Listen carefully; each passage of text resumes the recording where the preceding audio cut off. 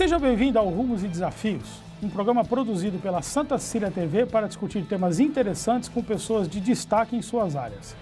Eu sou Marcelo Henrique Gasoli Veronês, apresentador e condutor dos assuntos.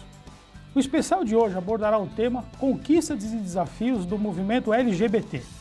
Para tanto, convidamos duas personalidades dedicadas ao assunto. Eu agradeço a presença da militante ativista das causas LGBT e coordenadora da Comissão Municipal de Diversidade Sexual de Santos, Tayane Miak. Seja bem-vinda, Tayane. Agradeço também a presença da advogada Patrícia Cristina Vasques de Souza Gorich, docente e doutoranda da Faculdade de Direito da Universidade de Santa Cecília. Obrigado, doutora Patrícia, pela sua presença. Tá ótimo. Eu gostaria que nós começássemos explicando para os telespectadores o significado da sigla LGBT, porque às vezes a gente vê grafado com mais letras, né? Então gostaria que nós falássemos a respeito disso. Fiquem à vontade. Na verdade, hoje são até mais letras, né? O mais conhecido é LGBT, mas hoje a gente usa LGBTI e eu no doutorado, na pesquisa, eu uso LGBTI+. A gente ainda é regido pela Conferência Nacional LGBT. Então, a última conferência que aconteceu em 2016, né, continua LGBT. Houve-se uma proposta de incluir a letra I, como a doutora Patrícia está falando, que são os intersexos. O que é LGBT, então? Vamos lá, gente. L de lésbicas, G de gays, B de bissexuais e o T para travestis e transexuais. Certo. Né? E o I seria intersexo. Intersexo, que são os antigos hermafroditas, são as pessoas que nascem com os dois sexos completos ou não. Exatamente. Agora, eu já vi pansexual também, né? Sim. Mas o que é pansexual? É uma expressão. É uma expressão? É uma orientação sexual. Tá. Não faz parte aí do conjunto. Brasil, por isso que é importante a gente colocar um mais, né? Porque aí você engloba todas as pessoas, né? O pansexual, ele se apaixona por uma pessoa e pouco importa o sexo dela.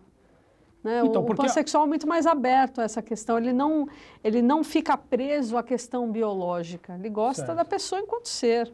Tá. Então é muito mais filosófico. Eu gostaria que nós falássemos a respeito do gênero, né? No nosso país existem dois gêneros convencionados, que é o masculino e o feminino, que estão associados ao aparelho sexual do ser humano, não é isso? Isso, exatamente. Isso é bastante comum, o neném nasce, o médico chega, olha, é um menino, uma menina. Mas isso não basta, né? Isso não é tudo. E é aí que entra, então, a questão da orientação sexual, da identidade de gênero. Nós vamos chegar lá. Agora, então, mas existem países, por exemplo, que adotam outros gêneros, além do masculino e do feminino, não é isso? Alemanha, por exemplo, o sexo neutro. Existe a possibilidade do sexo neutro? Sim. Aí os pais dão um nome neutro, na certidão de nascimento sai como sexo neutro, e a criança, quando tiver uma maturidade, vai querer escolher ou não. Também tem isso. Isso tem relação, doutora, com o órgão sexual dessa criança que nasceu? Então, é porque na Alemanha, assim como deveria ser no Brasil e no mundo inteiro, dissocia-se essa questão do órgão sexual biológico, né, que é o XX, XY, mas as pessoas são muito além disso. Aliás, é um dado interessante. Cientificamente, já existem crianças XXY. Então, o que é isso? Então, é uma modificação biológica. Certo. Tem cientistas que... Eu tenho uma amiga, por exemplo, que ela é geneticista, e ela trabalha nessa área específica, e ela fala, olha, não quer dizer necessariamente que essa criança é um homem ou uma mulher. Ela é de tudo um pouco. Então, por isso que eu falo, biologicamente, até esse termo hoje está errado, porque tem pessoas que são XXY, ou seja, é homem e mulher ao mesmo tempo, biologicamente. Biologicamente. Mas tem em todos os animais, somos animais também, que a gente nega, né, o fato. A gente esquece que é. A gente esquece, mas tem mais de 500 espécies, tanto a questão da orientação sexual quanto a identidade de gênero. Certo. A gente tem animais na natureza que se comportam... Nós vamos chegar na identidade de gênero, certo? Na Índia, por exemplo, existem as ígiras, não é isso? O que são as ígiras na Índia? As ígiras, elas são... Lá eles classificam como terceiro sexo, né? Que são pessoas que nasceram do sexo masculino, mas que se entendem pelo gênero feminino, né? E lá elas são... existe um culto... uma deusa indiana, né? Isso, e quando existe o casamento, né? O casamento heterossexual, essas rijas, elas chegam e elas pedem moedas e elas são beneficiadas, contempladas com essas moedas, né? E as pessoas têm medo delas, né? Com medo de que elas possam... jogar mais energias. Exatamente. É a mesma coisa as muxas no México, não é isso? Sim, as muxas também que existiam antes de Colombo chegar na América, não é isso? E existe interessante, e é importante falar sobre isso, existe o respeito. Isso. Essas culturas respeitam, né? Respeitam. Esses gêneros. Exatamente. Então, assim, mas respeito porque tem medo. Não, respeitam. E colocam essa pessoa numa celebração do matrimônio que é tão importante. Sagrado, né? Que é tão sagrado, exatamente, no momento mais sagrado, que, aliás, das religiões, o matrimônio é o mais significativo. Né? E coloca-se essa pessoa para justamente abençoar. Então, assim, o que está faltando na nossa sociedade? Respeito, é uma reflexão que a gente tem que fazer. Nós falamos a respeito do gênero, que está associado à identidade, à questão biológica, né? A maneira como o ser humano nasce. Mas depois tem a questão da identidade de gênero. O que é isso, Tayane? A identidade de gênero é a minha percepção, como eu me vejo. Então, eu nasci do sexo masculino, mas eu me entendo, sempre me entendi pelo gênero feminino. Ou eu nasci do sexo feminino e me entendo pelo gênero masculino, quando é um homem trans, né? A orientação sexual, ela é para quem eu declino a minha orientação. Então, por quem eu sinto afeto, por quem eu tenho prazer. Então são coisas distintas, Sim. né? A identidade é uma coisa, como eu me percebo. Como eu me vejo, né? Isso. E a orientação sexual é por quem eu sinto atração. Exatamente. A pessoa cis, que a gente chama, né? CIS, cisgênero, é aquela pessoa que nasce. Por exemplo, é o meu caso, eu nasci do gênero feminino e me enxergo, me percebo como mulher. Né? Então, o cisgênero. O transgênero, a pessoa trans, ela transcende o sexo biológico, por isso que é trans. Né? Então, ela transcende. Ela se sente... Ela se olha no espelho... Diferentemente do aspecto biológico. Exatamente. Ela se olha no espelho e fala, não, essa não sou eu. Eu sou outra pessoa que não essa do sexo biológico. Até porque somos muito além do que sexo biológico. Né? A gente transcende também. E eu acho que é isso que as pessoas têm que perceber, né? Porque as pessoas ficam muito nas caixinhas, né? E acham que é só isso. Não, a gente é muito mais do que sexo. O casamento é muito mais do que sexo. Sim. Então, daí a gente percebe que, puxa, tem alguma coisa errada. Por que a gente se incomoda tanto com o outro que pensa diferente do que a sociedade hoje impõe? Isso. E é importante também dizer que esse sexo biológico, ele é somente para fins de reprodução. Ele não define quem eu sou. Certo. Entendeu? Independente ou não de ter feito uma cirurgia de redesignação sexual, ele não me define, ele é somente para fins de reprodução. Então, aí eu gostaria que nós falássemos a respeito da expressão do gênero. É isso? Porque a pessoa pode ter nascido com um determinado sexo biológico, um determinado gênero em função do seu componente biológico, né? Se enxergar de uma determinada maneira e a maneira como ela se expressa, não é isso? Para o mundo de uma maneira em geral. Cada um vai se expressar de uma forma e a gente tem que respeitar. A gente tem situações em que homens gays são estereotipados. Temos homens gays que são mais tímidos, que não se expressam tanto. Enfim, a gente tem várias matizes, né? Quando a gente fala dos 50 tons de cinza, né, do livro, somos 50 tons também, de cores diversas. Cada um vai ser mais masculinizado ou mais feminino, enfim. Pouco importa também, é característica da pessoa. Então, mas essa questão da expressão da identidade, ela está associada com toda uma evolução de direitos, não é isso? Porque até bem pouco tempo atrás, isso acontece hoje ainda, nós vamos discutir isso durante o programa, as pessoas viviam reprimidas, né? Sim. Então elas deixavam de expressar a sua identidade, que é a maneira como ela se enxerga, a maneira como ela se percebe. Viviam reprimidas, infelizes. Com a evolução dos direitos, as pessoas hoje, graças aos direitos, elas nascem de uma determinada maneira, têm a liberdade, o direito de liberdade de se perceber de uma outra maneira e de se expressar de uma outra maneira, não é isso? Sim. A gente teve um salto, né, de mudança, né, Tayane? Eu acho que dos últimos 10, 15 anos a gente está vivendo uma verdadeira revolução. Né? No Brasil ou no mundo? No mundo, eu acho que essa pegada é no mundo. né? Mas é interessante que no Brasil as coisas estavam tão mais difíceis, né? E de repente a gente tem um STF já julgando a favor, com outro olhar, juízes, advogados com outro olhar, né? Então, mas aí eu queria que a gente falasse do movimento LGBT. Sim. Né? Porque ele é o grande percursor disso tudo, entendeu? Da onde vem esse movimento? Da onde nasce esse movimento? Por que nasce esse movimento? Surgiu através de uma mulher, olha que interessante. As pessoas, elas iam para bares, tipicamente LGBT, nos Estados Unidos, né, que são os guetos, né, que as pessoas, elas vão onde elas são aceitas. Sim. Isso é fato, né? E essas pessoas iam para esse bar em Nova York, quando então, todas as vezes, os policiais entravam e batiam em todo mundo. Prendiam transexuais, travestis, prendiam gays porque estavam se beijando, enfim. Simplesmente pelo fato de serem homossexuais. Então, eles faziam essa batida mesmo, literalmente. Prendiam algumas pessoas e a expressão gay quer dizer alegre. E essas pessoas, quando eram presas, elas sempre tentavam, poxa, você está me prendendo só porque eu estava beijando meu amigo, ou meu namorado, tal. Tentavam apaziguar. Então, por isso que a expressão gay vem justamente dessa questão, que eles tentavam brincar com os policiais para falar, deixa disso, né? É só namoro, tal. Quando, então, uma mulher lésbica, cansada de toda vez que ela vai lá apanhar, ela resolve trancar o bar e deixar os policiais presos, 2 policiais, presos com todos os outros clientes. E ela começa a fazer uma rebelião. E aí, então, foi o que começou a rebelião de Stonewall. 1969, na região de Nova York. Exatamente. Quando, então, depois eles fecharam a rua, deixaram esses policiais horas trancados, e eles resolveram, eles abriram, nada aconteceu com os policiais. Foi uma rebelião pacífica.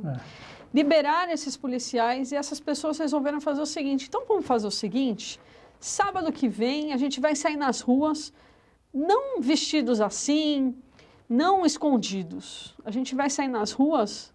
Quem nós somos? Como nós somos, como médicos, advogados, professores, enfim, todas as profissões. E vamos fazer um desfile, uma parada, para que as pessoas olhem e reflitam sobre o assunto. E aí surgiu a primeira parada gay, que na verdade já era LGBT, né, que englobava todo mundo. E aí isso acabou sendo disseminado para o mundo, para as pessoas perceberem e falarem, puxa, essas pessoas são os professores dos meus filhos, são os médicos, enfim, de todas as profissões. Agora, houveram sociedades antigas que aceitavam, não é isso? As pessoas gostarem de pessoas do mesmo sexo, não é isso? Sim.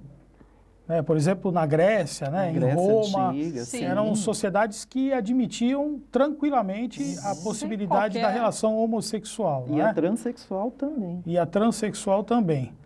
A nossa civilização, uma civilização ocidental, vem da Grécia, vem de Roma. Depois a gente vive o período da Idade Média, onde todo o conhecimento científico acabou sendo trancado, e uma influência muito grande da Igreja Católica, e começam a pipocar leis contra o homossexualismo, não é isso? Homossexualidade. Homossexualidade, sim.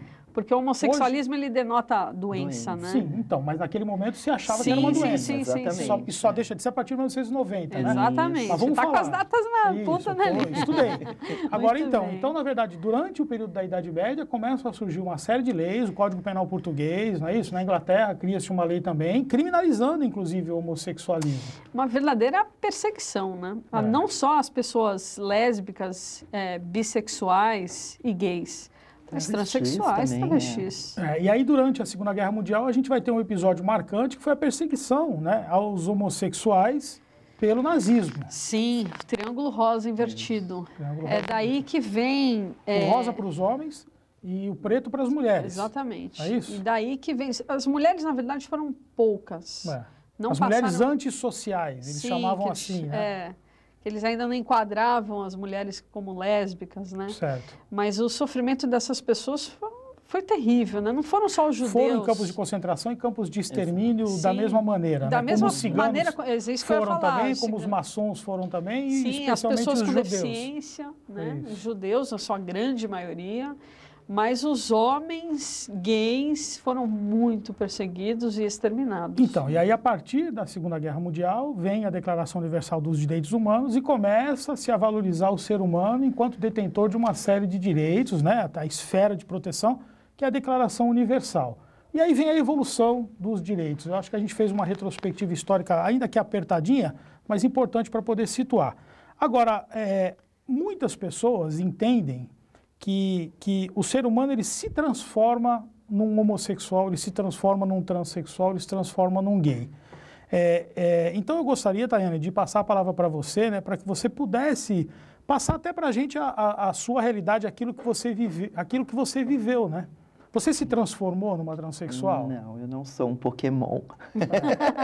Ao contrário do que as pessoas acham, né, que nós somos Pokémons, que a gente se transforma. Não, não somos. Eu nasci transexual, né?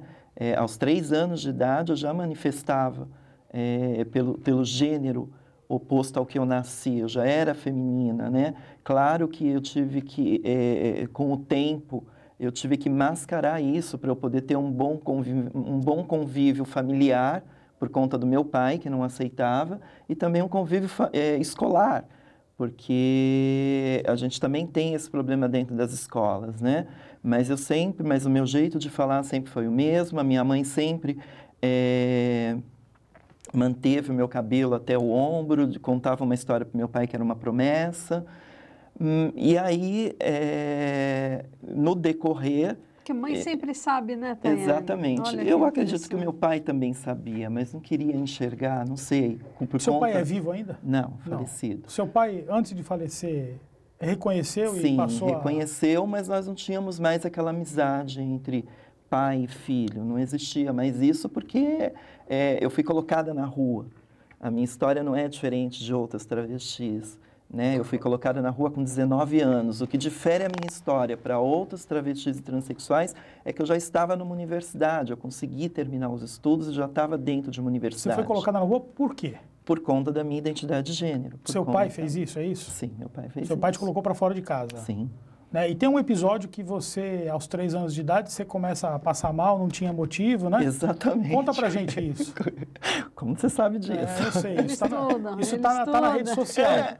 É verdade. Então, aos 3 mãe te levou para o médico? Isso, aos 3 anos de idade, eu comecei a passar mal e ter febres altas. E aí, chegando no hospital, o médico viu que não tinha nada de físico e falou para minha mãe que era psicológico, se tinha alguma coisa emocional acontecendo.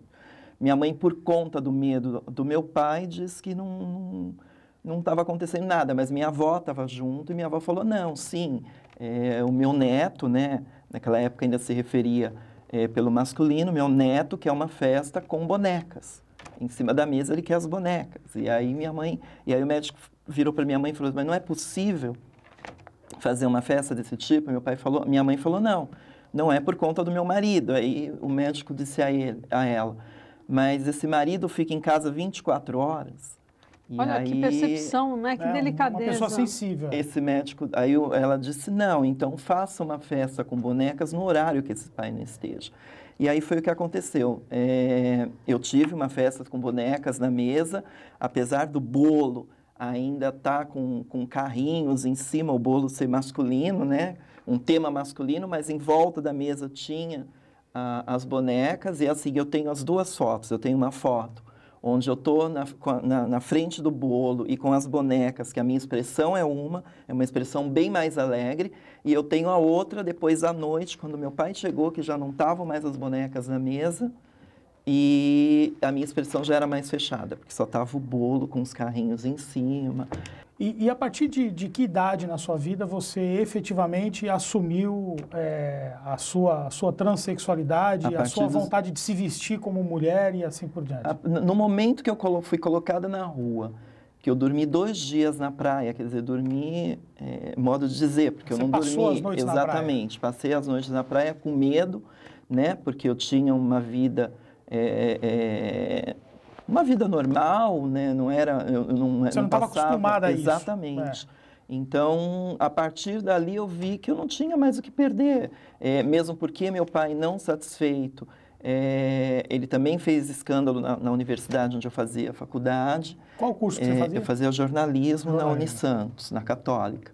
E aí fui pleitear uma bolsa, porque aí eu já não tinha mais ele para pagar essa faculdade, não tive esse respaldo da faculdade por conta de eu ser uma pessoa transexual, né? Naquela época... O conservadorismo era muito forte. Exatamente, a católica era muito mais católica do que é hoje, né?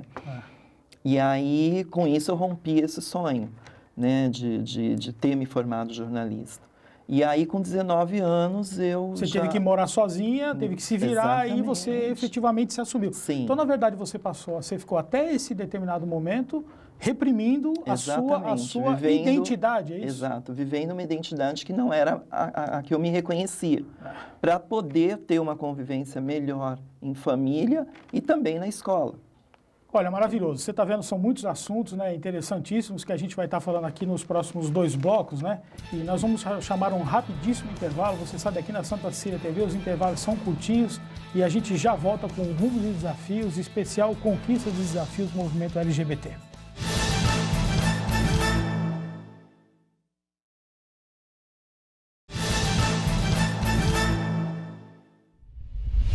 Estamos de volta com o programa Rumos e Desafios, especial Conquistas e Desafios do Movimento LGBT, com a presença da advogada e professora da Faculdade de Direito da Unisanta, a doutora Patrícia Goriche, e da militante ativista das causas LGBT e coordenadora da Comissão Municipal de Diversidade Sexual de Santos, Tayane Miyake.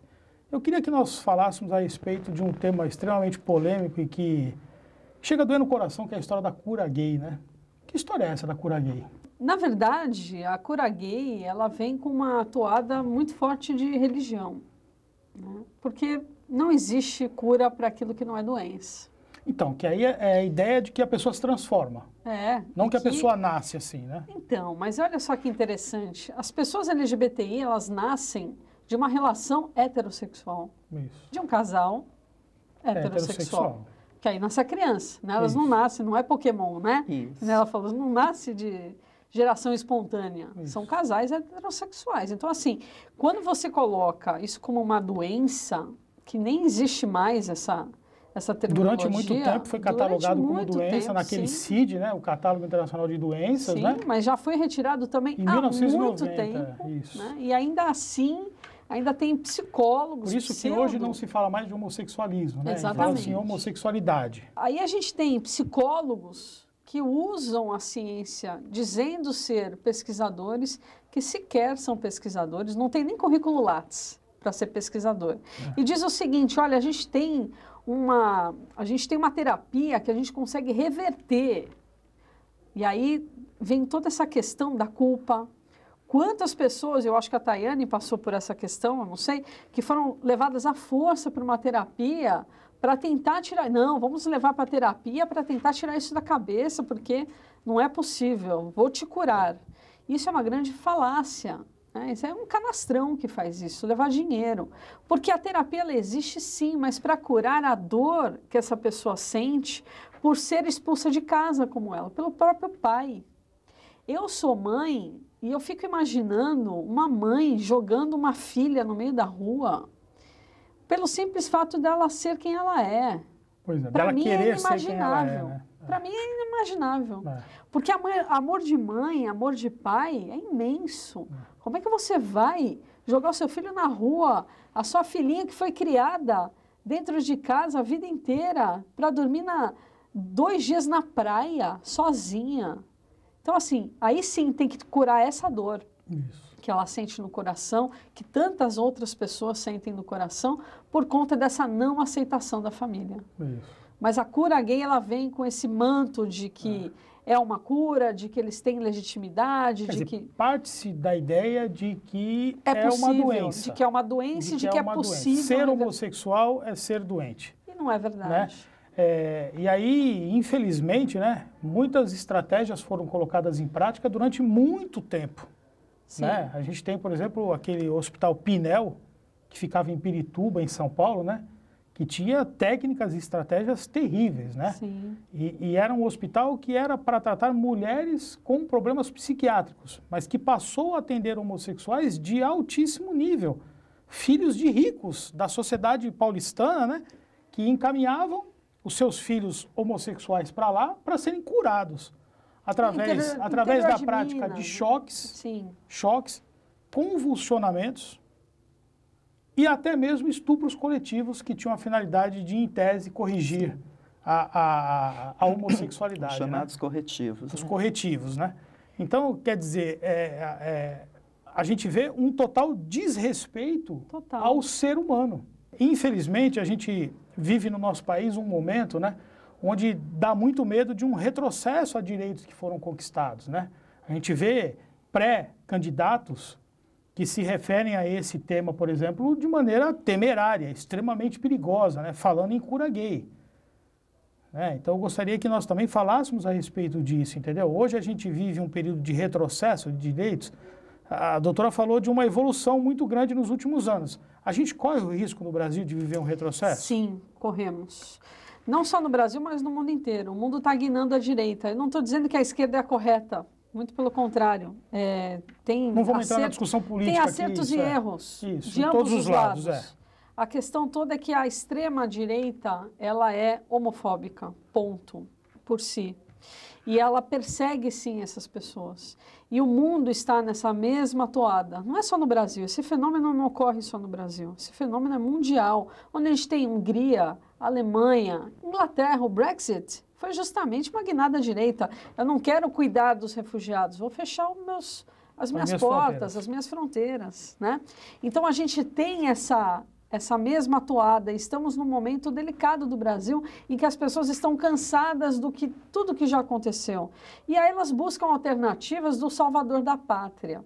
Tivemos um salvador da pátria, Collor, que era o caçador de marajás, e que a gente viu no que deu, né? Então não existem salvadores da pátria. O discurso dos extremos, tanto da extrema-direita quanto da extrema-esquerda, são odiosos de ambos os lados. Um é falta de tolerância com o outro, porque a tolerância e o respeito é via de mão dupla.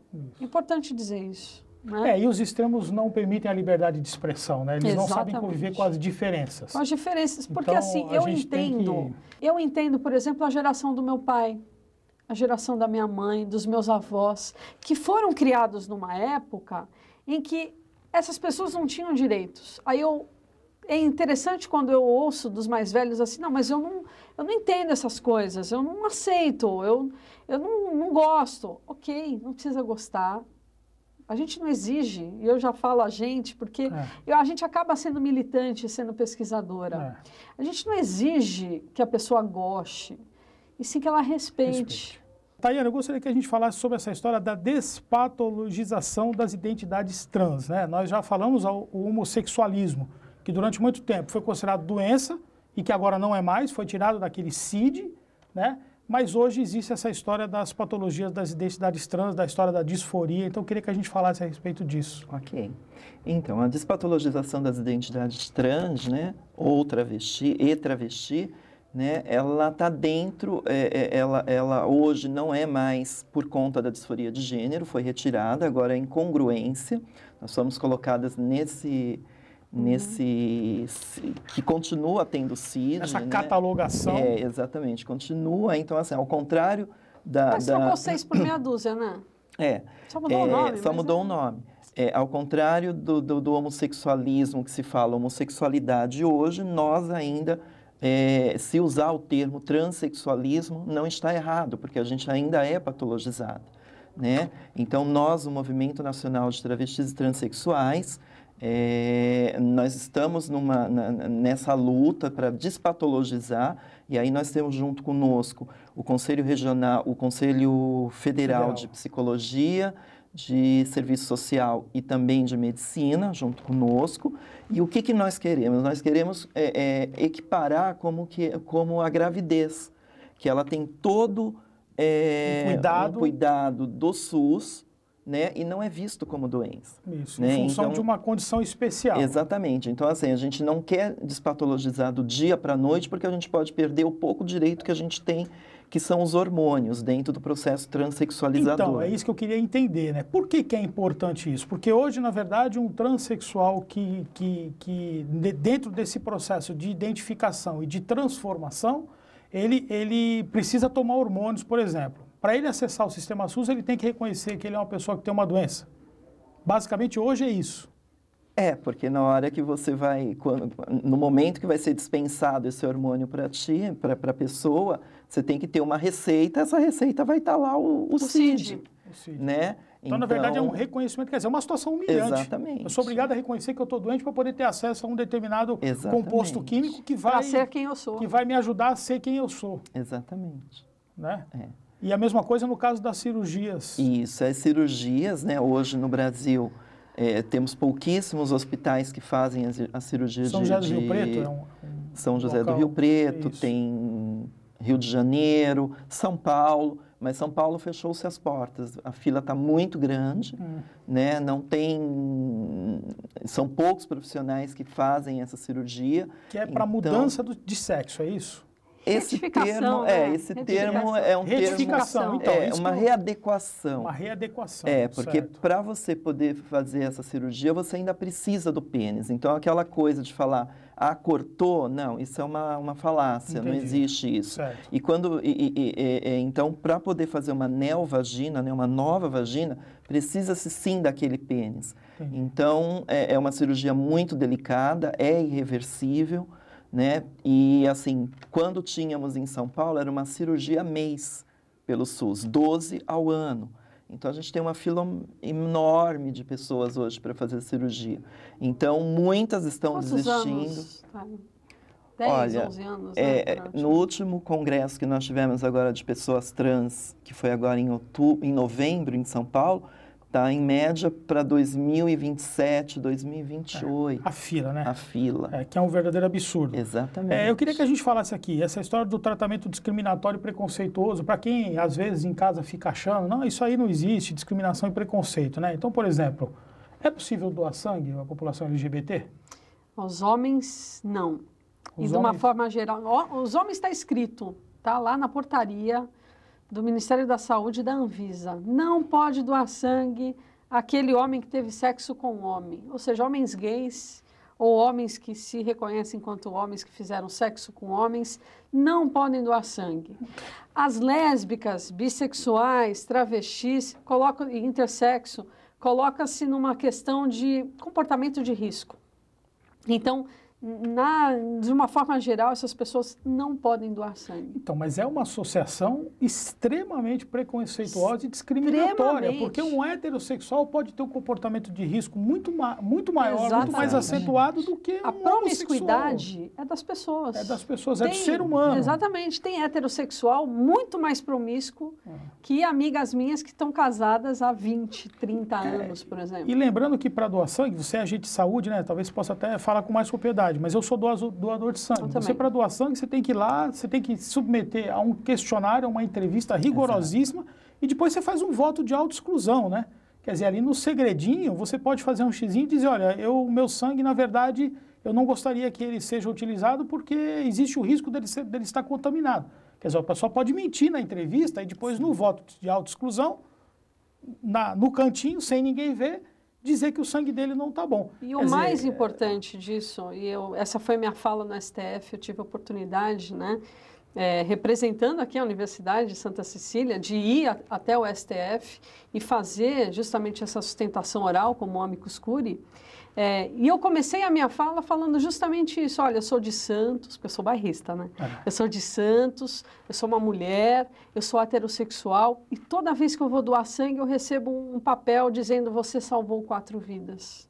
E para as pessoas LGBTI, esse sentimento de solidariedade, de amor ao próximo, é ceifado. Pois é. Por quê? Se o meu sangue tem que passar por um laboratório para justamente fazer o mesmo registro que os outros fazem. E por ano é um dado importante.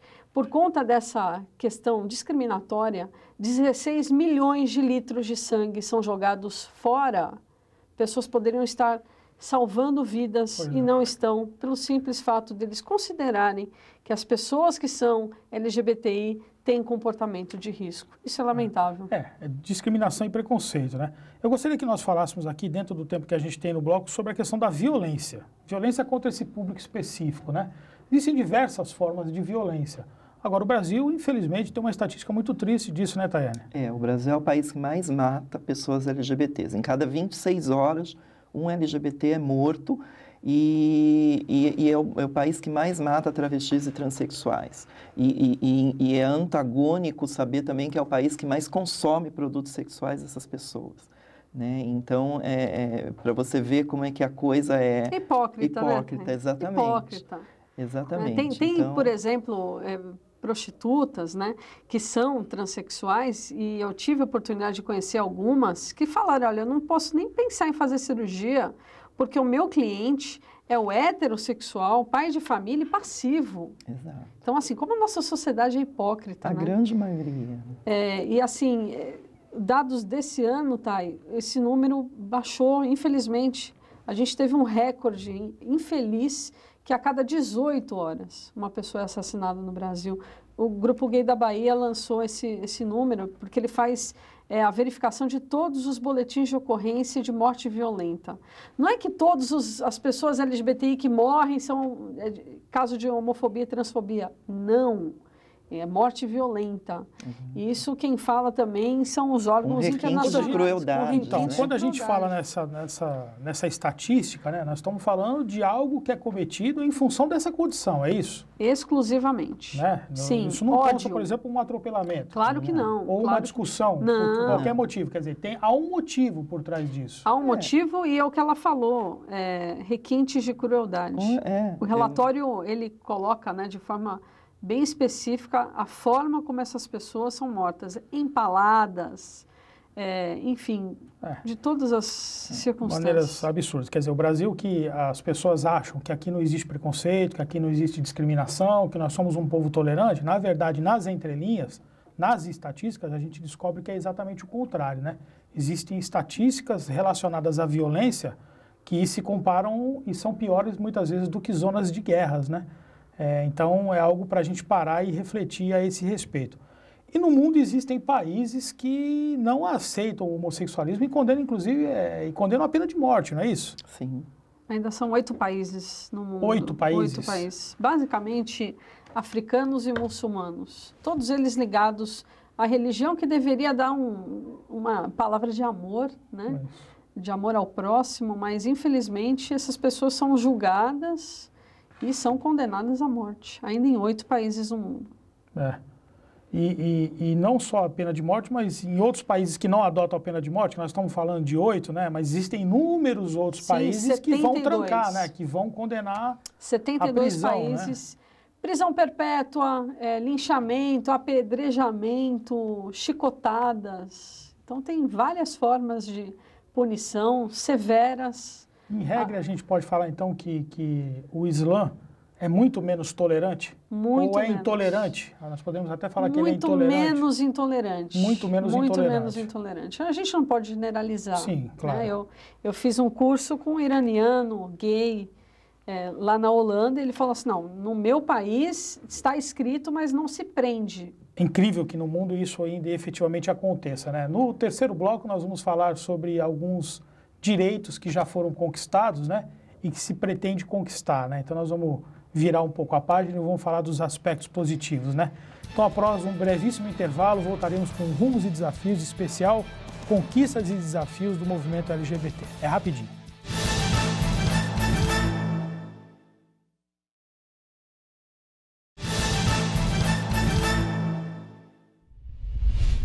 Estamos de volta com o programa Rumos e Desafios especial Conquistas e Desafios do Movimento LGBT, com a presença da militante ativista das causas LGBT e coordenadora da Comissão Municipal de Diversidade Sexual, Tayane Miyake, e da advogada e professora da Faculdade de Direito da Unisanta, doutora Patrícia Goriche. Eu gostaria que nós falássemos a respeito da importância da criminalização da LGBTfobia. Existe um tipo penal específico para criminalizar a LGBTfobia? Ainda não. É importante que haja? Muito. Com certeza. É uma forma de desestimular. Da mesma forma que até então, há pouco tempo atrás, era engraçado tirar sarro, por exemplo, dos negros, né? A lei ela veio com uma mão muito pesada e certa e correta contra o racismo. E as pessoas pararam de ser racistas de forma explícita. Eu vou até falar que as pessoas não deixaram de ser racistas, hein? É importante dizer isso. As pessoas são racistas, mas têm medo da lei. Logo, essas pessoas são respeitadas e existe aí a tolerância. Não vou fazer porque eu sei que eu posso ser preso por isso, de um crime inafiançável. E é exatamente isso que existem projetos de lei tramitando há anos, quase década, no nosso Congresso, sem qualquer tipo de interesse por parte deles, que é justamente para criminalizar, para justamente deixar com que essas pessoas façam isso, né? Matem pessoas pelo ódio, matem, machuquem, de uma forma ou de outra, cometam injúrias, né? Por conta disso. Agora, só para me entender, professora, seria com uma pena um pouco maior, seria uma qualificadora às condutas que já estão previstas no Código Penal, é isso? Não, entraria na Lei Especial de Racismo. Os projetos que tem, porque a ONU assim reconhece que é uma forma de racismo, de discriminação por raça ou pertencimento a grupo social. Então, essas pessoas, no caso, a homofobia, a transfobia, né, a LGBTI-fobia, de uma forma geral, entraria na Lei Especial de Racismo e teria exatamente o mesmo peso. Tayane, então, mas punir, nos termos da lei que existe hoje, não é suficiente? Não. Ou o problema é impunidade? Não é suficiente, não. A gente ainda precisa ainda de leis mais severas, né, que criminalize essa LGBTfobia, né? Nós, travestis e mulheres transexuais, a gente ainda está abarcado dentro da Lei Maria da Penha, mas ainda não é o suficiente, né? A gente ainda tem muitas travestis e transexuais, como nós já falamos no outro bloco, sendo assassinadas de maneiras brutais, né? O caso da Andara, que ela foi assassinada em céu aberto. Está gravado, está no YouTube isso, então são crimes de ódios mesmo, eu matei fulana porque ela é travesti, eu não gosto de travesti. Então a gente precisa sim de punições mais severas mesmo. Não é uma coisa que está atrelada ao feminicídio? Também. Que é a violência que é praticada contra a mulher? Existem até alguns alunos aqui do Santa que estão fazendo essa pesquisa, né? A aplicação do feminicídio para as mulheres transexuais e travestis. É uma ponta o fato da pessoa, como assim você quis ser mulher e é um homem biologicamente? Existe esse ódio. Sim. Então tem uma ponta de feminicídio, tá? No mundo machista que a gente vive. Mas também tem a outra ponta, que é da identidade de gênero. Como assim você é travesti ou como assim você é transexual? Então, e aí eu gostaria que a gente falasse exatamente, a doutora falou do Congresso Nacional, né? E o protagonismo do STF, a importância da nossa Corte Constitucional na garantia, no reconhecimento desses direitos todos que aconteceram. O protagonismo do STF é importantíssimo. É graças a ele que a gente, enquanto ONGs, institutos, né, o próprio IBDFAN, a ABRAF... Isso, o Instituto Brasileiro de Direito de Família. De Direito de Família, isso. O que é a ABRAF? Então, Associação Brasileira de Famílias Homotransafetivas, que eu sou fundadora e diretora, e do IBDFAN eu sou diretora. Que a gente consegue fazer um plano de advocacy, que é justamente bater as portas do STF e falar, escuta, STF, tem uma lacuna, o Congresso não faz nada, você tem obrigação de interpretar essa situação, no caso, doação de sangue, ou no caso... De algum caso concreto, é isso? De algum caso concreto. Onde se busca um efeito erga omnes. Exatamente. E aí a gente atua enquanto amicus curiae, e é assim que a gente está conseguindo modificar a sociedade. É assim que as pessoas hoje podem se casar, mas olha que esquisito, as pessoas podem se casar, mas elas não podem andar de mãos dadas na rua. E eu tenho várias amigas que são casadas e não podem nem se tocar. Por quê? Com medo da violência. Não é que não pode. Pode.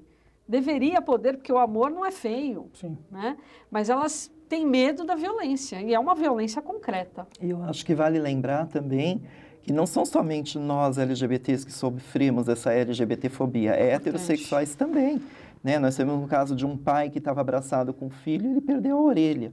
Né, por conta do agressor ter imaginado que era um casal homossexual. Isso, temos casos de uma comissária de bordo, mulher heterossexual, né, uma mulher cis, que ela também foi perseguida porque ela tinha um estereótipo grandona e achavam que ela era uma travesti. Um bando de louco, então, né? Eles olham para os outros e acham. exatamente. Por causa disso, eu acho que tem que agredir, né? Que tem o direito de agredir, né? Então, não somos somente nós LGBTs, né? Pessoas héteros também, então... Ela fala de uma questão importantíssima.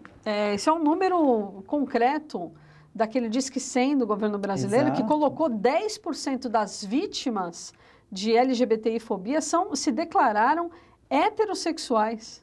Olha só que interessante. De identidade cis, as vítimas. Ou seja, Patrícia, por que você está se metendo nisso? Exatamente por isso. Porque a violência atinge todas as pessoas. Nós vimos aquele caso que aconteceu no Natal de 2016. O senhorzinho do metrô. No metrô, que ele foi defender uma travesti e acabou sendo assassinado, né? É uma vítima heterossexual, né? Mas então, essas conquistas todas que o STF acabou proporcionando, né? Por exemplo, a possibilidade do casamento civil. Esse casamento civil hoje, ele é feito no cartório, é isso? Sim. Ele é desburocratizado, ele acontece de maneira natural? Natural. Hoje são 60 mil pessoas. É só lá levar os documentos, fazer a publicar a proclama lá, fazer a habilitação, não é isso? Exatamente. Publicar o editalzinho no jornal. Em Santos, hoje, a comissão na qual eu estou coordenadora, a gente tem uma parceria com a Coordenadoria de Políticas para a Mulher, e todo ano acontece o casamento comunitário, e a gente insere casais homoafetivos junto com esse casamento, junto com pessoas héteros, e corre tudo tranquilo, a cerimônia, a festa. Então, na cidade de Santos, a gente já tem isso acontecendo também. Então, e volto a dizer, né, um direito que acabou sendo consagrado na sociedade, não por conta de uma lei que mudou, mas por conta de um reconhecimento do Supremo Tribunal Federal, Sim. da Corte Constitucional, que diz que esse casamento pode ocorrer, né? Eu gostaria que nós falássemos a respeito do direito de adoção. Os casais homoafetivos podem adotar? Podem e adotam. Transafetivos também. Também, por isso que a ABRAF existe, né? Ela existiu dessa união de pais que adotavam crianças que eram rejeitadas pela sociedade. A sociedade tinha como a sociedade heterossexual, tinha como regra adotar nenéns loiros de olho azul, né? Na sua grande maioria. Quem adota, Escolher, exatamente. E os casais homossexuais e transexuais acabaram, então, quebrando essa regra. Eu vou adotar aquele que foi rejeitado. A criança inadotável, 9, 10, 11, 12, 13, 15 anos de idade. Com deficiência. Uma pessoa com deficiência, uma criança especial, né, que a gente chama. E essas pessoas quebraram verdadeiros paradigmas. A gente tem histórias belíssimas. O fundador da ABRAF, que foi nosso primeiro presidente, o Rogério, ele foi para adotar uma criança e ele acabou adotando uma menina especial. E essa menina tinha mais 4 irmãos. Então ele foi para adotar ele saiu com 5 filhos. Sim. E é a história mais linda que eu conheço, que foi emocionante. E eram crianças de 9, 10, 11 anos que já não tinham a menor perspectiva de serem adotadas, porque as pessoas querem os novinhos. Né?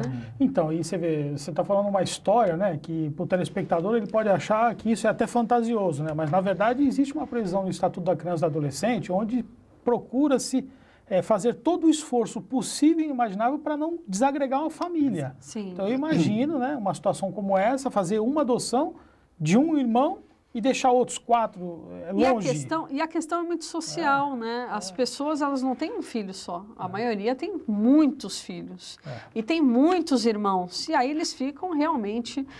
hoje, o que o IBDFAN fala, as crianças invisíveis, que acabam sendo inadotáveis. Agora, isso, pode falar. E a gente ouve muito, né, as pessoas falarem, mas um casal homo ou um casal trans, né, não... 2 casais do mesmo sexo não fazem filhos, só que vale lembrar que essas crianças elas foram jogadas fora por casais heterossexuais.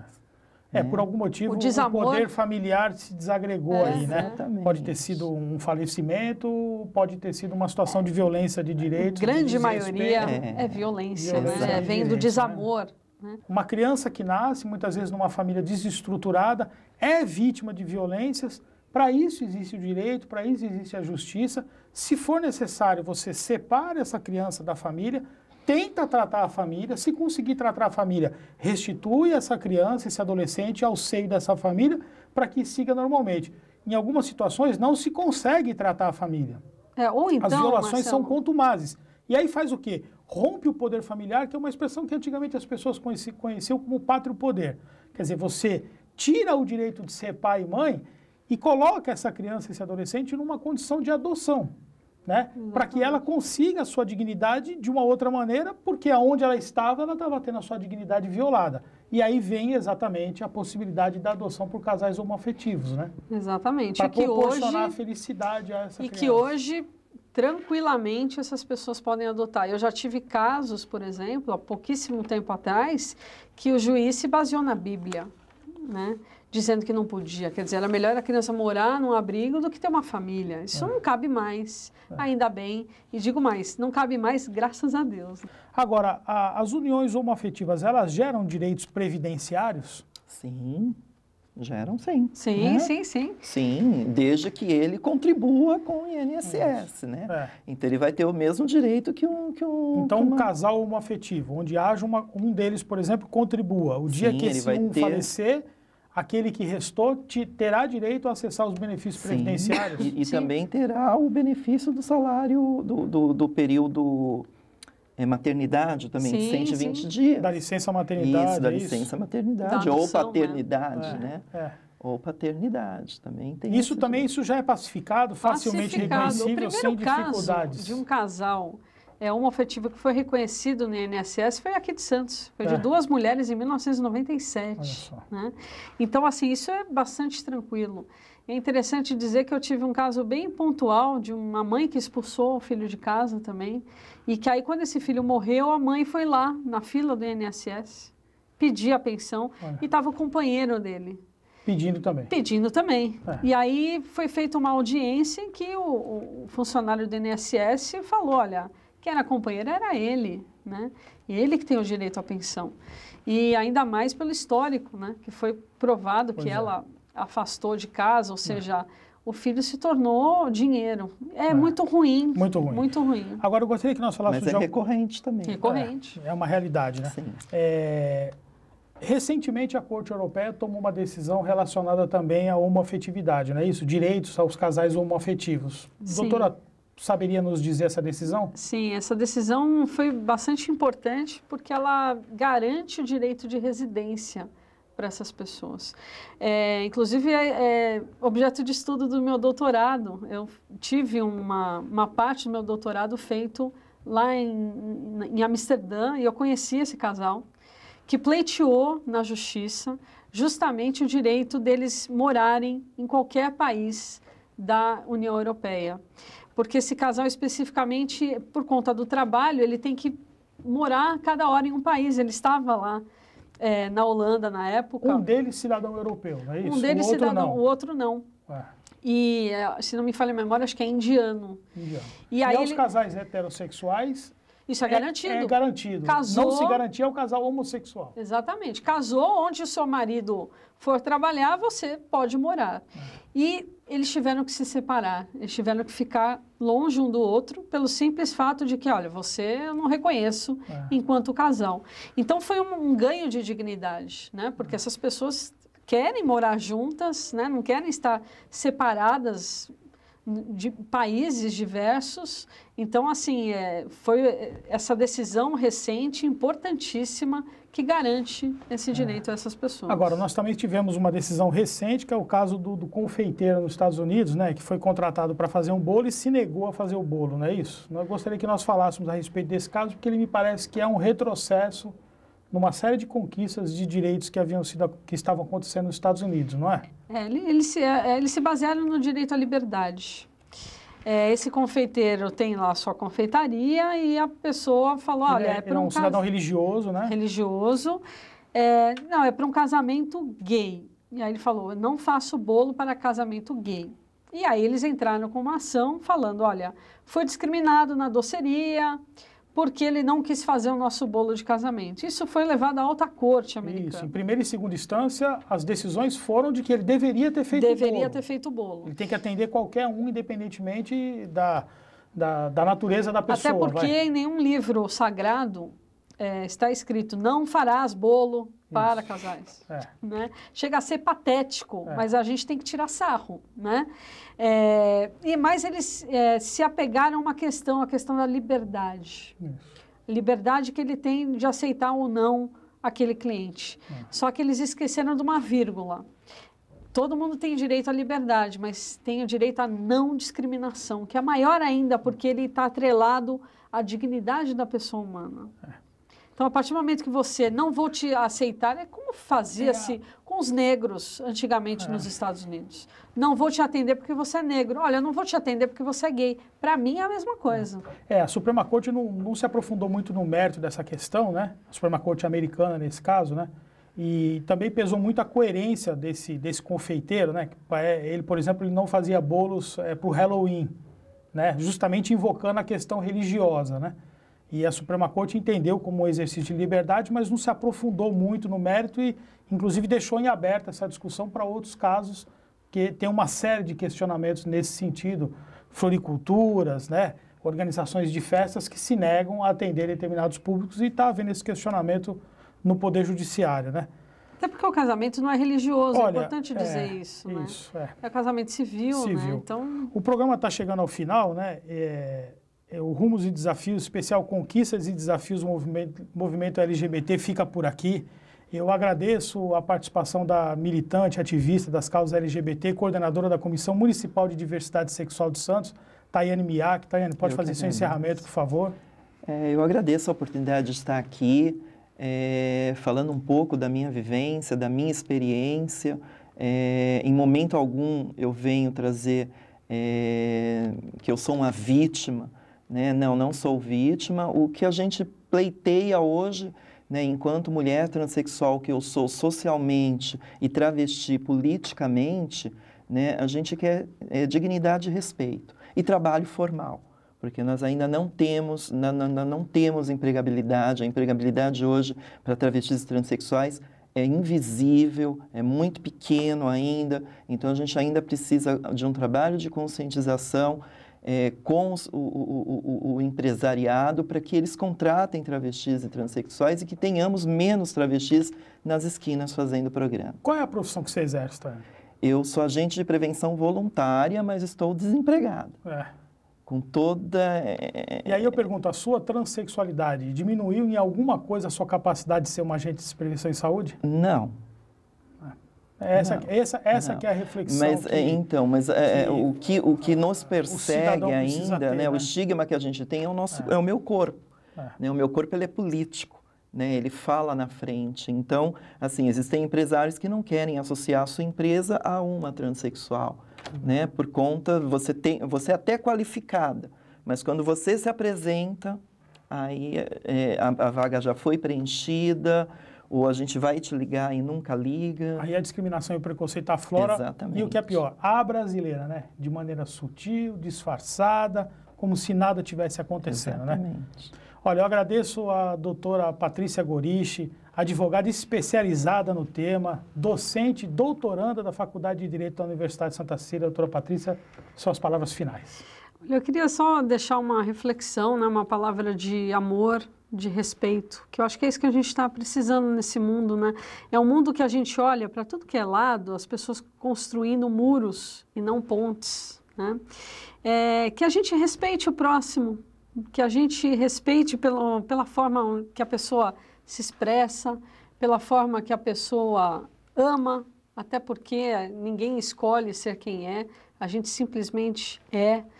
E que esse amor, esse respeito possa ser passado para todas as pessoas, né? Porque acho que é isso que a gente está precisando. O mundo está com muito desamor e a gente precisa de mais amor, tolerância e respeito. É isso aí. Olha, você, telespectador em casa, eu quero dizer a você que esse programa foi gravado em homenagem ao Dudu Gonzaga, né? Foi um personagem que certamente é do conhecimento de muita gente, que na década de 70 e 80 morava em Santos, morava no Gonzaga. Certamente um ser humano que estava à frente do seu tempo, que enfrentou inúmeras situações com muita coragem, né? E foi, sem dúvida nenhuma, um ícone, né? Uma pessoa, uma referência, sem dúvida nenhuma, uma referência para essa era de conquistas de direitos.